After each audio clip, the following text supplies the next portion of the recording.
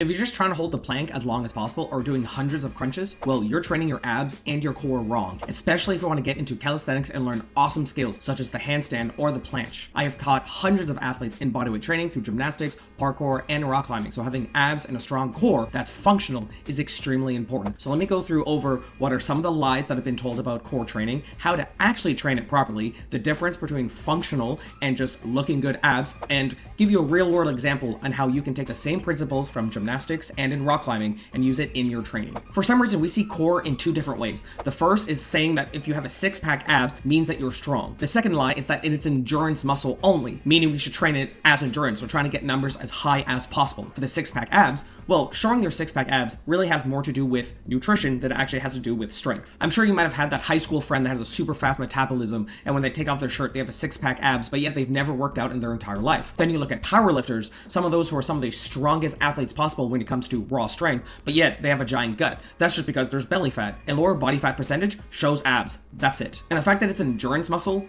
why would the core be an endurance muscle? Muscles function the exact same way. It'd be the same as saying, well, your biceps are endurance, but your back is strength. You want to train your core and your abs the same way that you train every other muscle. For bodyweight skills in calisthenics, the main goal of the core is to transfer force and to stabilize movement. So for example, if you are in a handstand and you have a weak core, well, that means your handstand's not going to be stacked as possible, which means you won't be able to stabilize the movement, which means you won't be able to do other movements. Think of further on doing the handstand push-up or one-arm handstand, that's going to be extremely difficult. Think of transverse force as something like doing a front flip. Once I punch off the ground, most of the force is going in my feet and is moving all the way up, and I want to use that force to do something else. Ideally, once it gets to my hips, that's when I rotate, and ideally I'm using all the force that I did before to get over there. With a weak core, it just makes that kinetic chain a lot weaker. Think of a plastic action figure. Now, they probably have the most useful and functional core in anyone that I've seen. Now, let me explain. If you are completely tight in your core and anything happens up here, then the entire motion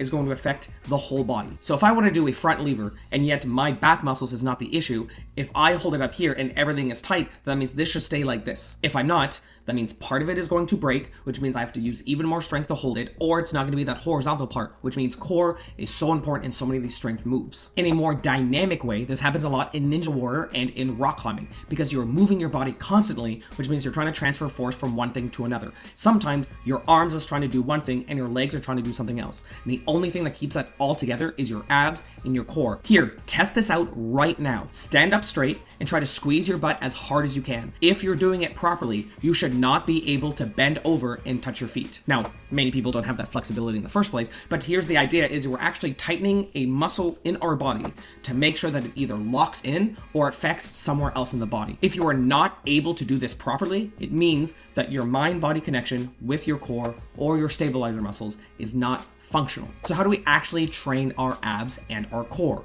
Well, there are three different paths that we can follow. First is the traditional way. Simply, you are just treating your core and your abs like any other muscle group. And the anatomy of the core can be broken down almost as much as any other muscle group. To keep it as simple as possible, you have the upper abs, think of your crunches, but instead replace that with something with weights. You have your lower abs, which is when you lift your legs, so you could do leg raises, going from tuck to straight, or you can just use weights as well. And then you have your obliques on the side. Think of side crunches, which is just using a dumbbell on one side. As long as you're between 6 and 35 reps, you're training it like most other muscles. The second is the functional way, doing an actual workout in which the exercises that you're doing is making sure that you actually have to use your core in the similar scenarios that we see within the skill training, or your core actually needs to activate. For some people, that starts with the plank, but ideally we're trying to move that up to something else. A good rule of thumb for timed exercises is you're aiming for 15 seconds and you're not doing anything more than max 45 seconds if you actually want to use it for function. There is a time and place to train for endurance. So for example, in rock climbing in Ninja Warrior, you're activating your core nearly the entire course. There might be a time where you have to be using it for over 5 minutes, but that's a different kind of training. We're focusing more on functional core in order to get specific skills. If you want to take that same idea and that same principle for that kind of thing, maybe that's something that you're training for, just bump all the numbers up to aim closer to that 1 minute mark. Let's start with 3 exercises that require equipment. First one is the ab rollout. The main goal is to roll out as far as you can without falling face first on the ground and rolling back up. Even better if you can do this without bending your hips at all. It's more important to keep your hips completely locked, just like we did in that practice in which you're trying to squeeze your hips and squeeze your butt to make sure that that does does not bend as you move forward. The prone is similar to the ab roll-up, but simply on the rings, in which your head is in front of you, your feet are behind, stomach towards the floor, and you're opening up the rings until you're in that straight position, and then you rinse and repeat. Supine is where your feet are in front of you, and this time that you're opening up the rings to finish up in that straight position where the rings are above you. These complement both sides in different muscle groups, which is extremely important in core training. You can't have a strong core if you have a weak lower back. And the last would be leg raises, which is an extreme classic, which is used in most traditional workouts anyways, but it doesn't need a piece of equipment such as hanging, because a lot of times on the ground it is too easy, so you would need some sort of weight anyways. If you don't have any equipment, you could do a cross-body mountain climber, just kind of had that motion and dynamic in there. Then you have the Copenhagen plank, which is like a side plank, but this time your leg is on top of something, which really forces your body and your hips to actually be tight, because you actually have to keep it up there. Another one is a wall plank, which your feet are against the wall, which just forces you to actually push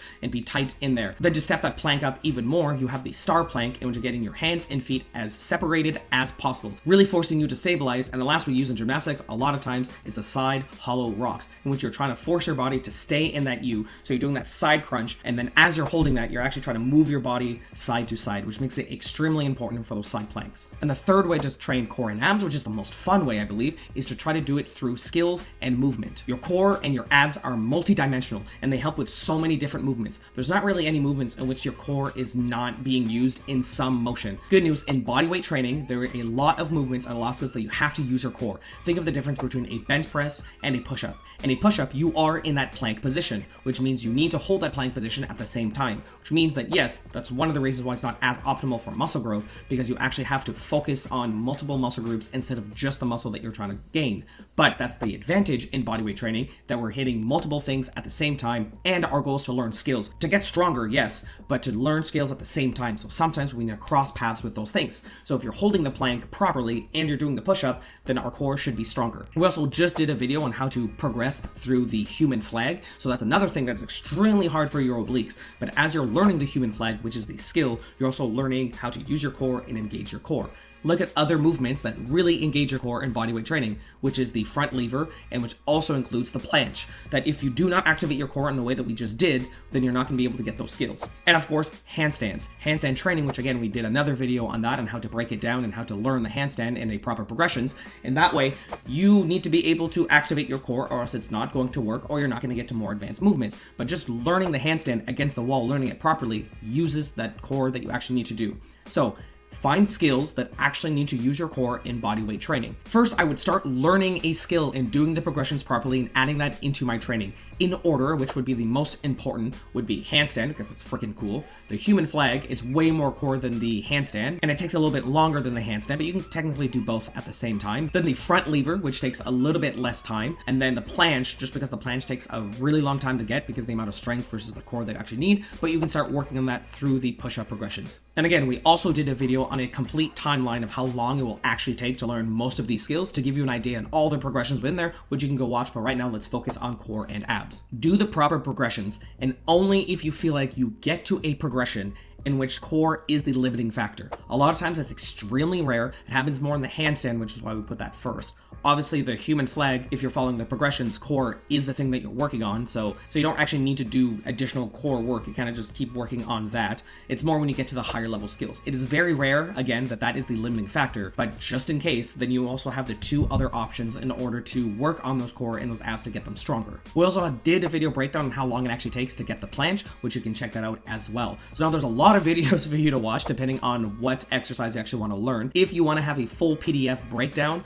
of some of the strength exercises and the skill exercises and the progressions, then you can click the link below. There is two different PDFs that help break it down a little bit, so you can just have that with you. If you do want to book a call with me in order to help build your workout program or ask any questions that you need regarding to calisthenics, we can do a free Kickstarter call. Again, that link is down in the description, which will allow you to book something with me, and hopefully I can help you out achieve your goals and reach your potential. So as you're checking out these skills, as you're getting that amazing functional core to help you with all your skills, remember to stay awesome.